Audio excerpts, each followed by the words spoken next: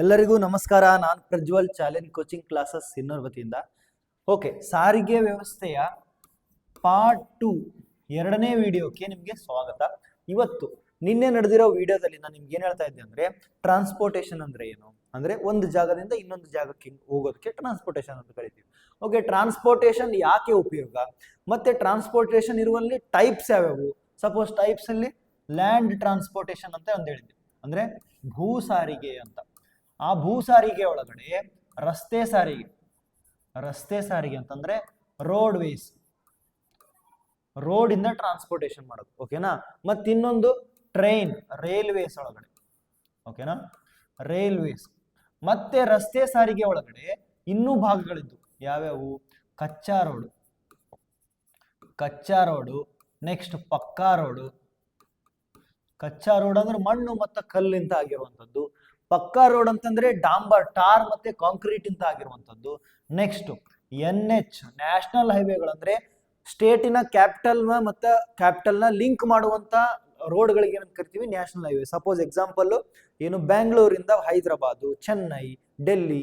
Next ಇದೇ ತರ SH, state ಹೈವೇಗಳು, ಅಂದ್ರೆ ಡಿಸ್ಟ್ರಿಕ್ಟಿನ ಇಂಪಾರ್ಟೆಂಟ್ ಪ್ಲೇಸ್ಗಳನ್ನ ಲಿಂಕ್ ಮಾಡುವಂತ ಜಾಗಗಳನ್ನ ಸ್ಟೇಟ್ ಹೈವೇಗಳು ಅಂತ ಕರಿತೀವಿ. ನೆಕ್ಸ್ಟ್ ರೈಲ್ವೆ ಒಳಗಡೆ 3 ಟೈಪ್ಸ್ ಹೇಳಿದ್ವಿ. ಒಂದು ಮೆಟ್ರೋ ಅಂತಂದ್ರೆ ಸಿಟಿ ಒಳಗಡೆ, ಸಪೋಸ್ ಬೆಂಗಳೂರು ಅಂತ ಸಿಟಿ ಒಳಗಡೆ ಟ್ರಾಫಿಕ್ ಜಾಸ್ತಿ ಇರುತ್ತಲ್ವಾ, ಅಲ್ಲಿ ಮೆಟ್ರೋನ ಯೂಸ್ ಮಾಡ್ತಾರೆ ಅಂತ ಹೇಳಿದ್ವಿ. ಅದೇ ತರ ಒಂದು ಪ್ಯಾಸೆಂಜರ್ ಟ್ರೈನ್, ಪ್ಯಾಸೆಂಜರ್ಸ್ ಅಂತಂದ್ರೆ ಜನರನ್ನ ತಕೊಂಡು ಹೋಗುವಂತ ರೈಲ್ವೆಗಳು. ನೆಕ್ಸ್ಟ್ ಗೂಡ್ಸ್ ಟ್ರೈನ್, ಗೂಡ್ಸ್ ಅಂತಂದ್ರೆ ಸರಕುಗಳನ್ನ ತಗೊಂಡು ಹೋಗುವಂತ ಟ್ರೈನ್ಸ್ಗೆ ಗೂಡ್ಸ್ ಟ್ರೈನ್ ಅಂತ ಹೇಳ್ತೀವಿ. ಓಕೆನಾ, ಅರ್ಥ ಆಯ್ತು ಅನ್ಸುತ್ತೆ.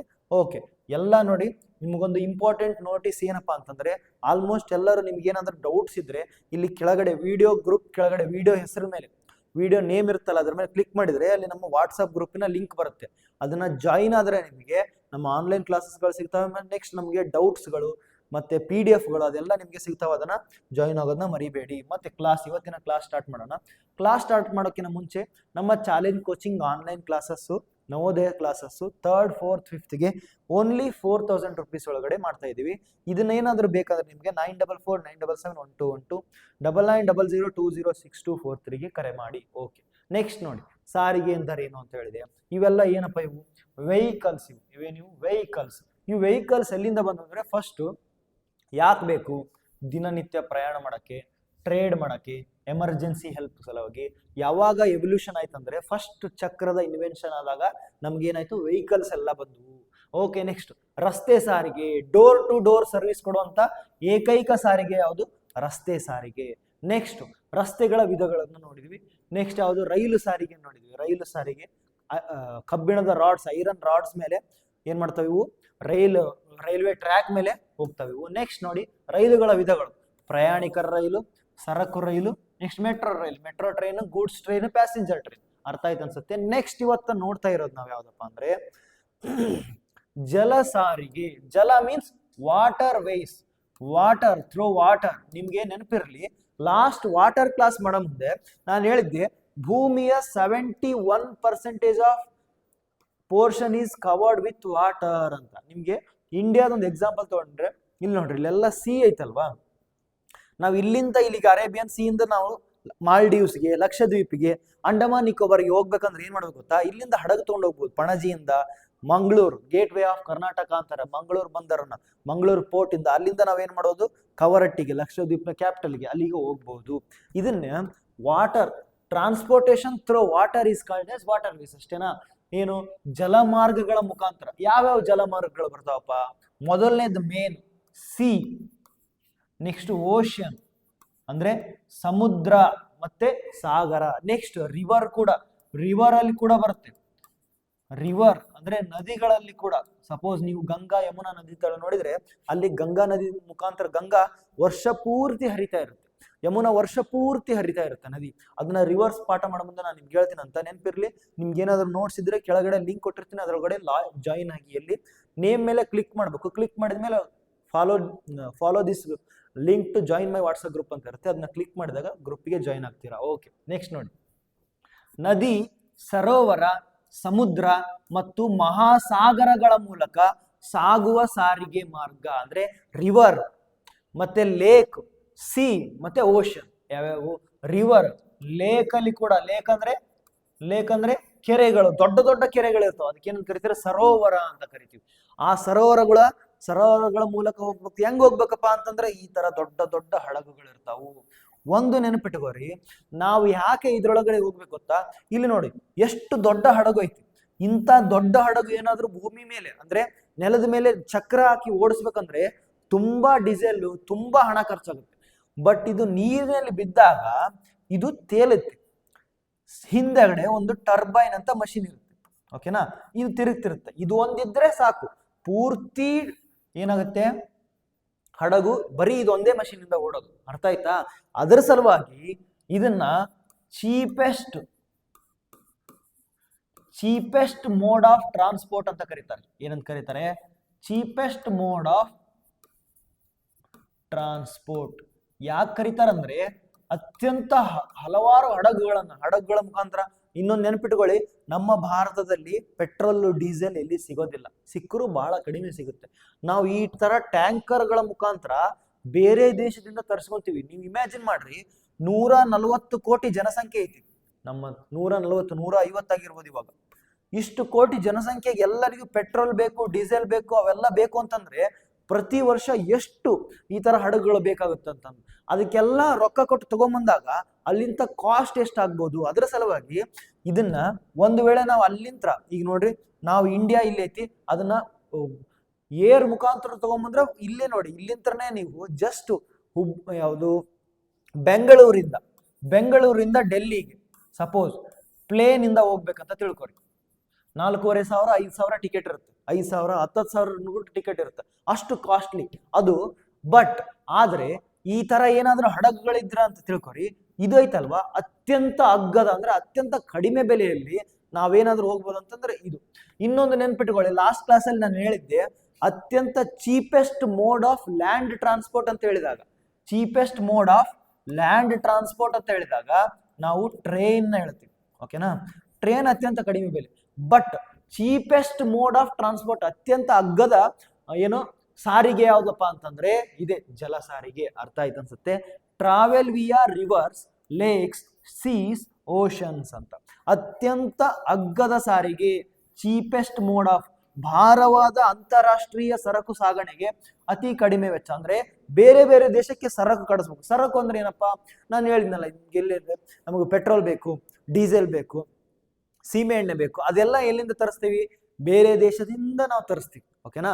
ಅದನ್ನ ತರಿಸ್ಬೇಕಂದ್ರೆ ಅತ್ಯಂತ ಕಡಿಮೆ ಬೆಲೆಯಲ್ಲಿ ತರಿಸ್ಬೇಕು, ಓಕೆನಾ? ಅದರ ಸಲುವಾಗಿ ನಾವು ಈ ತರ ಹಡಗುಗಳನ್ನ ಯೂಸ್ ಮಾಡ್ತೀವಿ. ಇನ್ನೊಂದ್ಸಲ ಹೇಳ್ತೀನಿ, ಚೀಪೆಸ್ಟ್ ಮೋಡ್ ಆಫ್ ಟ್ರಾನ್ಸ್ಪೋರ್ಟ್ ಯಾವುದು? ವಾಟರ್ ವೇಸ್, ಜಲ ಸಾರಿಗೆ.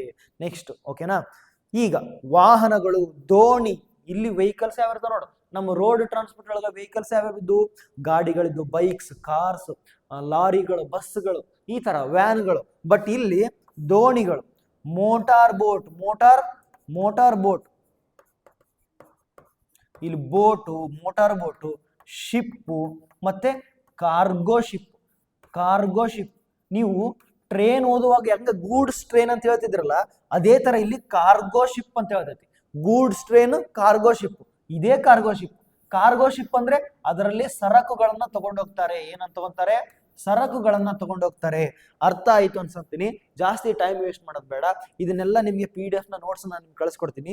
ಬೇಕಪ್ಪ ಅಂತಂದ್ರೆ ಈ ನಂಬರ್ಗೆ ಕಾಲ್ ಮಾಡಿ, ಇಲ್ಲ ಅಂತಂದ್ರೆ ಕೆಳಗಿರೋ ವಾಟ್ಸಪ್ ಗ್ರೂಪ್ ನ ಜಾಯಿನ್ ಆಗಿ. ನೆಕ್ಸ್ಟ್ ನೋಡಿ, ಆಂತರಿಕ ರಾಷ್ಟ್ರೀಯ ವಿಮಾನ, ಡೊಮೆಸ್ಟಿಕ್ ಏರ್ವೇಸ್ ಅಂತ. ನೋಡ್ರಿ, ಸಾರಿ, ಫಸ್ಟ್ ಈಗ ನಾನೇನ್ ಮಾಡಿದೆ? ಜಲ ಸಾರಿಗೆ ಮಾಡಿದೆ. ಜಲ ಸಾರಿಗೆ ಆದ್ಮೇಲೆ ಮೂರನೇದ್ದು ವಾಯು ಸಾರಿಗೆ. ವಾಯು ಅಂತಂದ್ರೆ ಏನು? ವಾಯು ಅಂತಂದ್ರೆ ಗಾಳಿ. ನಿಮ್ಮ ಚಂದನ್ ಚಿತ್ರ ಕಾಣ್ತಿರ್ಬೋದು ಇಲ್ಲಿ. ವಾಯು ಅಂದ್ರೆ ಗಾಳಿ, ಅಂದ್ರೆ ಏರ್. ಗಾಳಿಯ ಮುಖಾಂತರ ಟ್ರಾನ್ಸ್ಪೋರ್ಟೇಶನ್ ಮಾಡೋದು. ಅದ್ ಹೆಂಗ್ ಮಾಡ್ತೀವಪ್ಪ ಗಾಳಿಯ ಮುಖಾಂತರ ಟ್ರಾನ್ಸ್ಪೋರ್ಟೇಶನ್?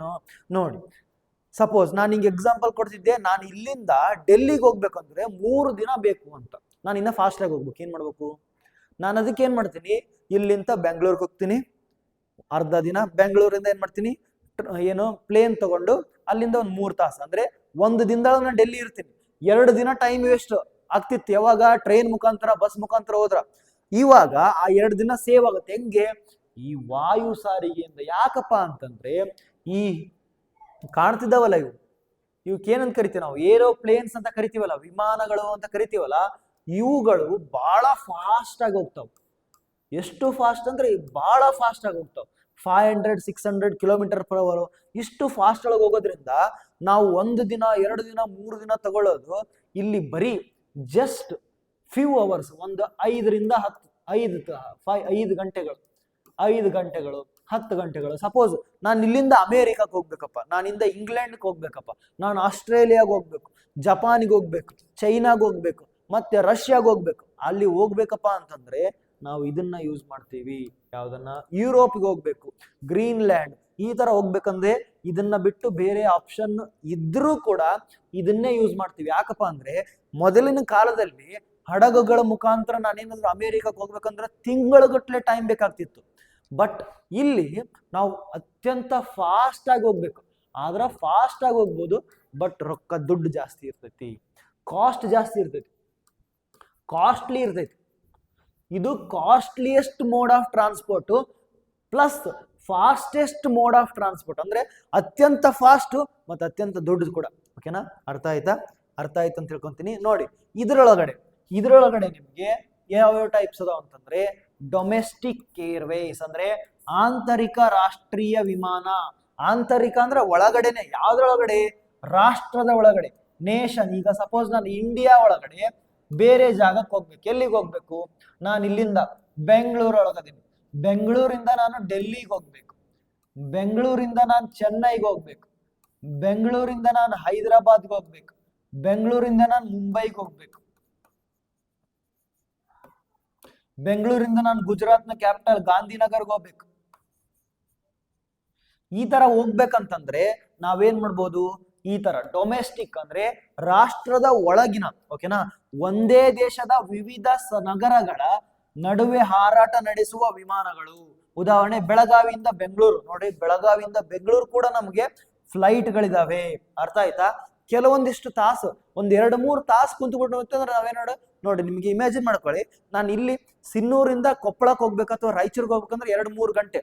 ನಾ ಅಷ್ಟೇ ಟೈಮ್ ಒಳಗಡೆ ಡೆಲ್ಲಿಗೆ ಹೋಗ್ಬಿಡ್ಬೋದು.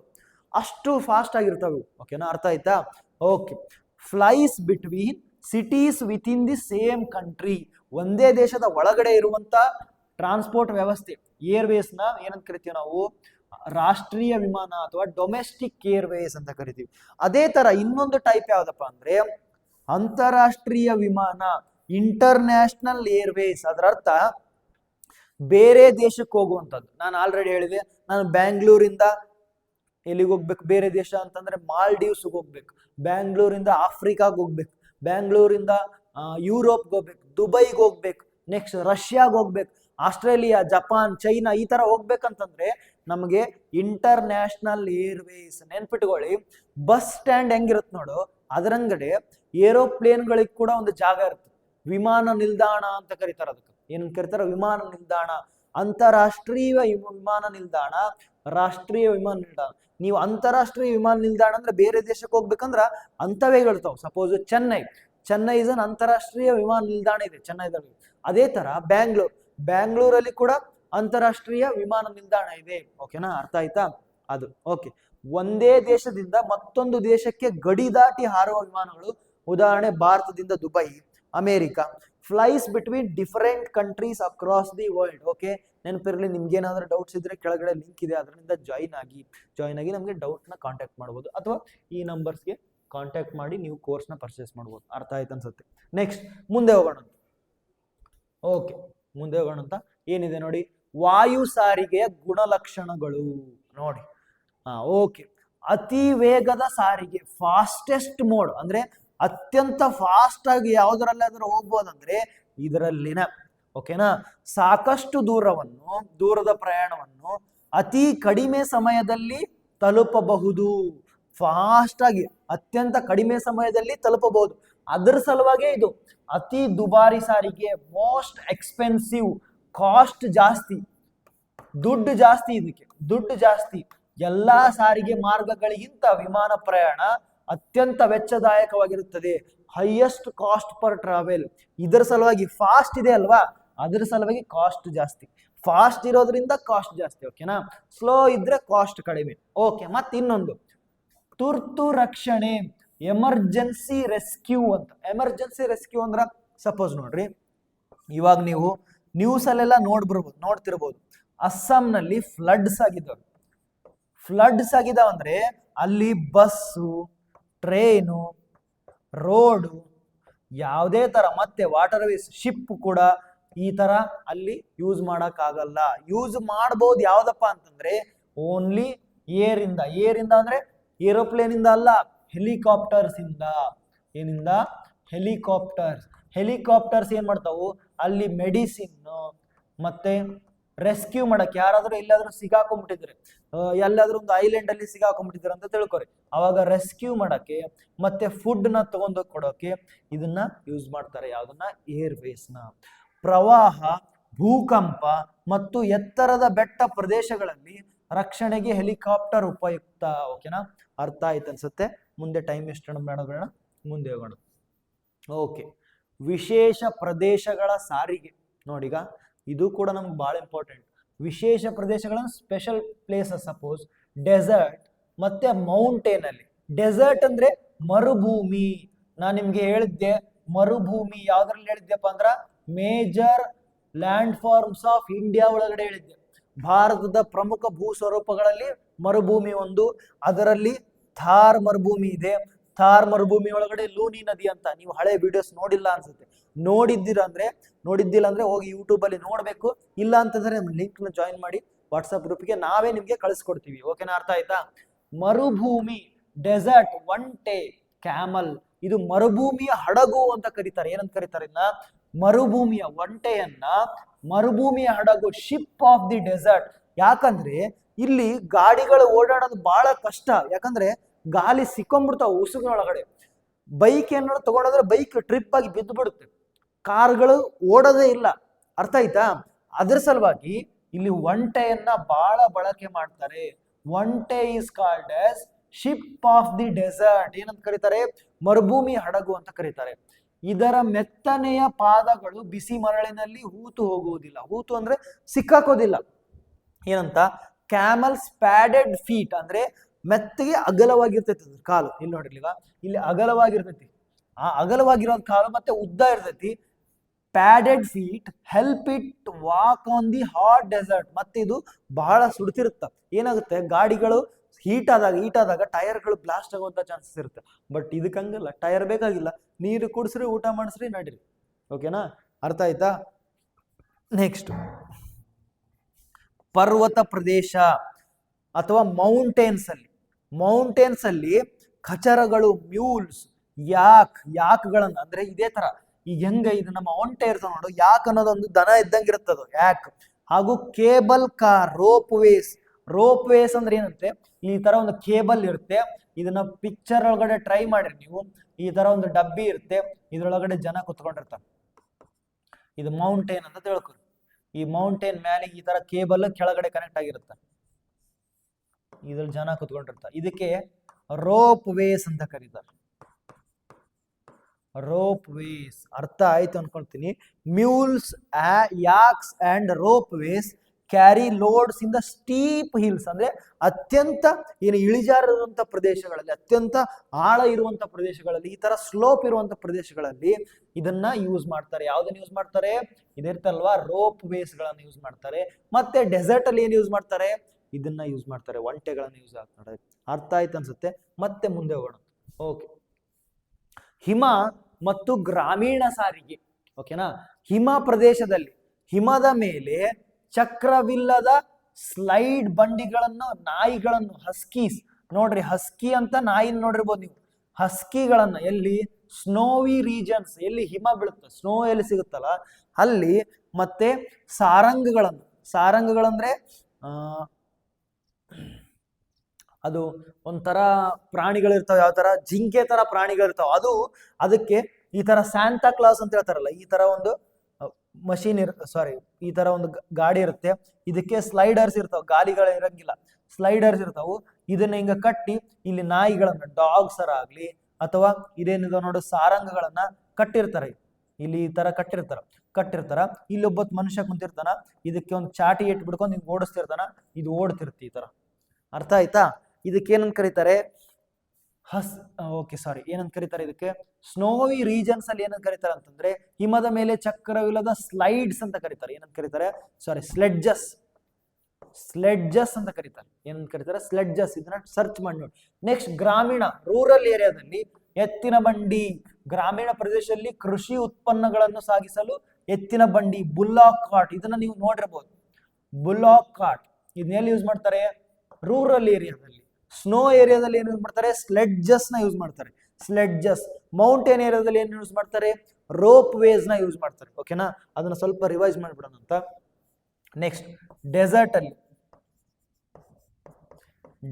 ಅಲ್ಲಿ ಒಂಟೆ, ಕ್ಯಾಮೆಲ್ ಒಂಟೆನ ಯೂಸ್ ಮಾಡ್ತಾರೆ. ಓಕೆನಾ.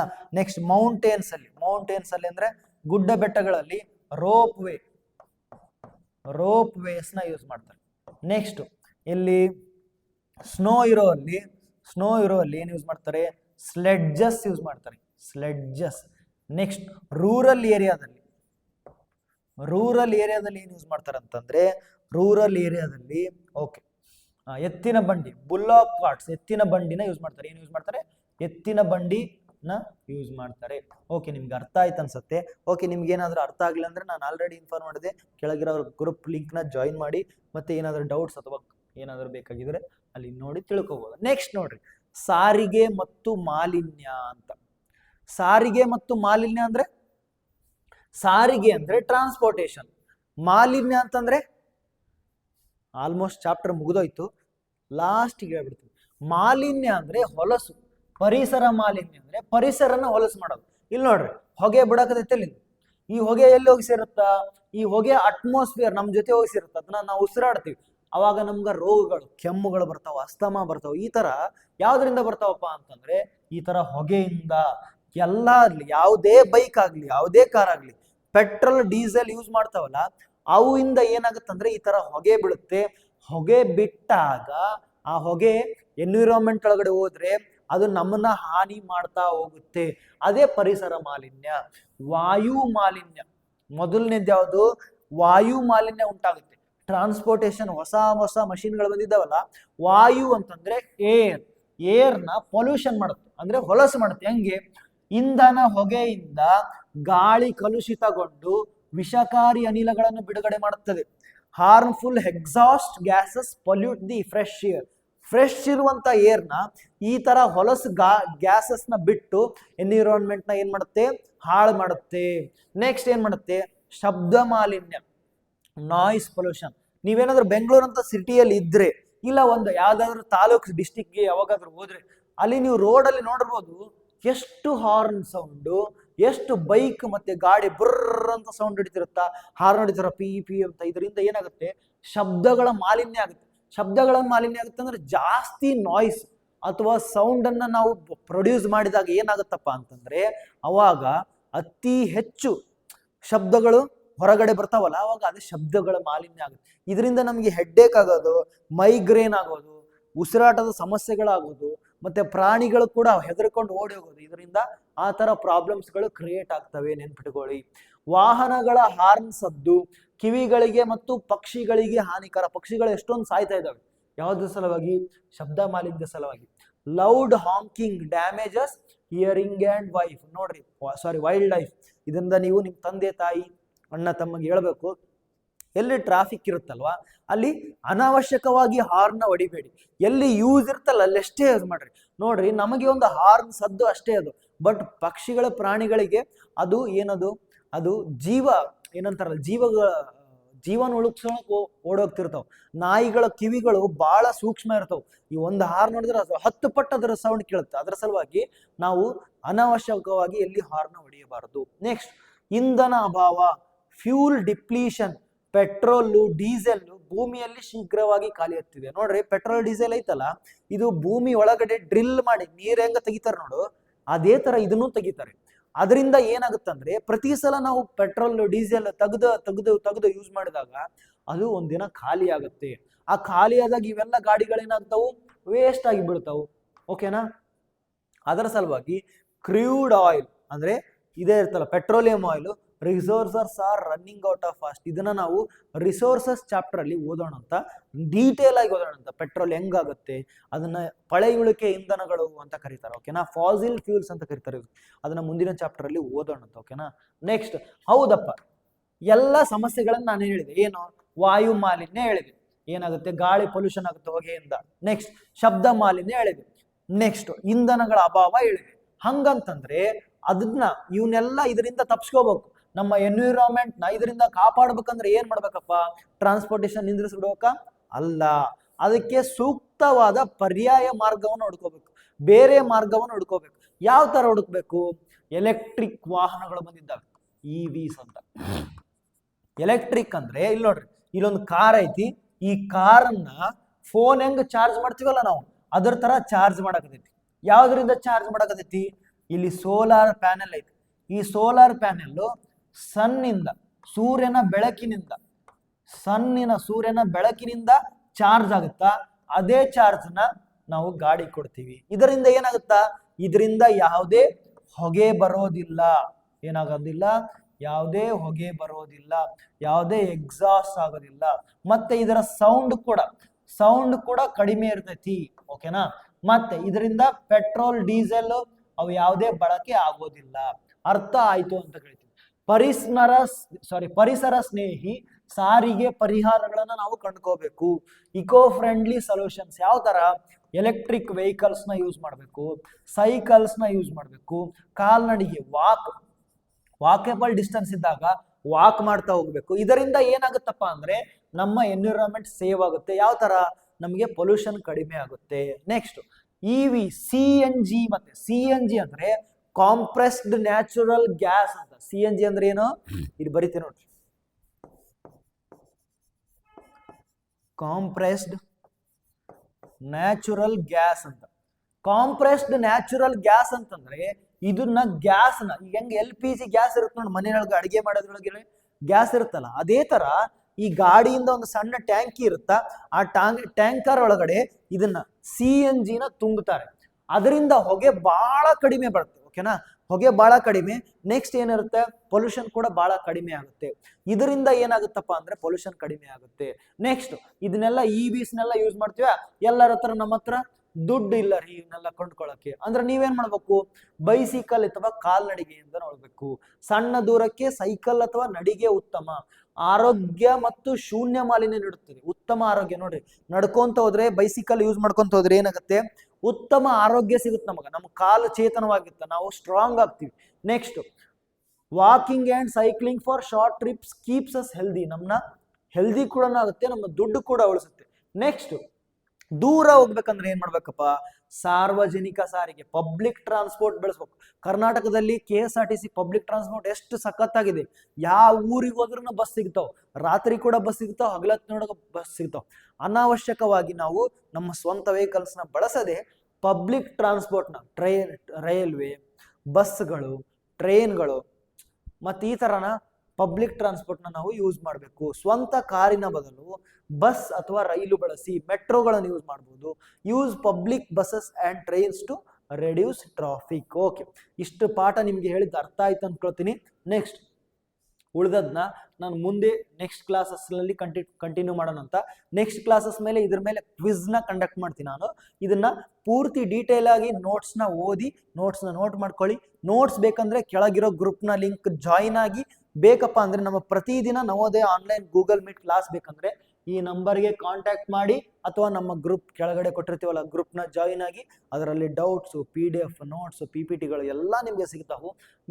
ಓಕೆ, ಅದನ್ನ ಬೇಕಂದ್ರೆ ನಾನು ನಿಮ್ಗೆ ಕಾಂಟ್ಯಾಕ್ಟ್ ಮಾಡಿ ನಮ್ಮನ್ನ ಹೇಳ್ತೀನಿ, ನಾವು ನಿಮ್ಗೆ ಎಲ್ಲಾನು ಸೆಂಡ್ ಮಾಡ್ತೀವಿ. ಓಕೆ, ಅಲ್ಲಿವರೆಗೆ ಏನ್ ಮಾಡ್ತಾ ಇರಿ, ಓದ್ತಾ ಇರಿ, ಆರೋಗ್ಯವಾಗಿರಿ.